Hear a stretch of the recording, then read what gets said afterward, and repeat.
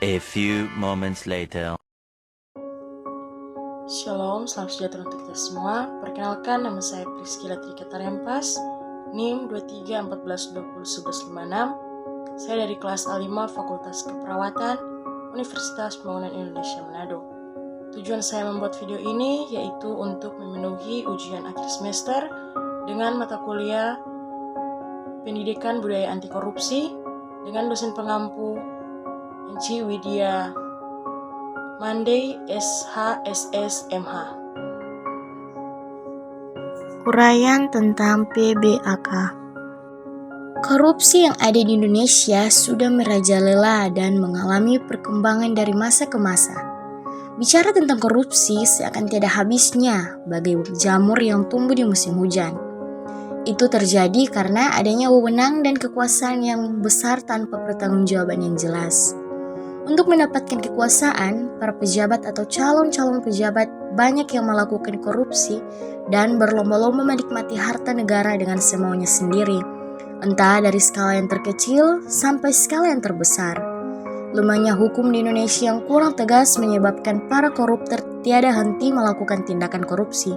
Demi mendapatkan kekuasaan yang diinginkan, para pejabat itu rela menyuap. Belum tuntas kasus A, bermunculan kasus B, kasus C, dan sebagainya. Penyelesaian kasus yang lama dapat menyita waktu, tenaga, dan biaya.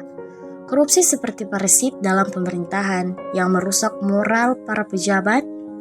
Upaya pemberantasan tindak pidana korupsi yang dilakukan oleh pemerintah sampai saat ini masih terus bergulir. Walaupun berbagai strategi telah dilakukan, tetapi perbuatan korupsi masih tetap saja merebak di berbagai sektor kehidupan. Apa yang dimaksud dengan korupsi? Apa faktor-faktor penyebab korupsi? Apa hukuman yang diperoleh dari tindak pidana korupsi? Bagaimana upaya penanggulangan korupsi? Bagaimana peran serta masyarakat dan pemerintah dalam menanggulangi korupsi? Korupsi atau rasuah bahasa Latin corruptio dari kata kerja corrumper yang bermakna busuk, rusak, menggoyahkan, memutarbalik, menyogok adalah tindakan pejabat publik, baik politis maupun pegawai negeri, serta pihak lainnya yang terlibat dalam tindakan itu yang secara tidak wajar dan tidak legal menyalahgunakan kepercayaan publik yang dikuasakan kepada mereka untuk mendapatkan keuntungan sepihak. Menurut Ibnu Santoso dalam buku Memburu Tikus-Tikus Otonom, korupsi adalah sebuah tindakan yang salah serta merugikan baik orang lain maupun negara. Dari segi semantik, kata korupsi berasal dari bahasa Inggris corrupt, dari perpaduan dua kata dalam bahasa Latin yaitu cum yang berarti bersama-sama dan rumper yang berarti pecah atau jebol. Istilah ini juga dapat diartikan sebagai suatu tindakan yang tidak jujur atau penyelewengan yang dilakukan karena adanya suatu pemberian. Pada praktiknya, korupsi dapat dilihat sebagai penerimaan uang yang berhubungan dengan jabatan tanpa tercatat dalam administrasi.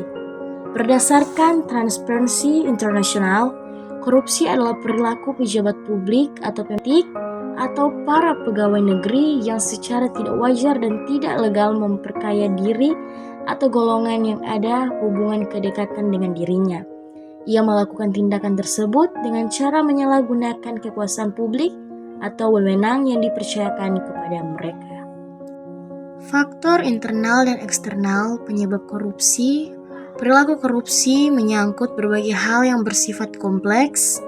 Faktor-faktor penyebabnya bisa dari internal pelaku-pelaku korupsi, tetapi bisa juga berasal dari situasi lingkungan yang kondusif bagi seseorang untuk melakukan korupsi. Dengan demikian, secara garis besar, penyebab korupsi dapat dikelompokkan menjadi dua faktor, yaitu faktor internal dan faktor eksternal. Faktor internal merupakan faktor pendorong korupsi dari dalam diri, yang dapat dirinci menjadi aspek perilaku, aspek sosial, aspek sikap masyarakat terhadap korupsi, aspek ekonomi, aspek organisasi. Perbuatan korupsi tidak bisa dibiarkan berjalan begitu saja dan seakan menjadi fenomena di negeri ini. Kalau suatu negara ingin mencapai tujuannya, karena kalau dibiarkan secara terus-menerus maka akan terbiasa dan menjadi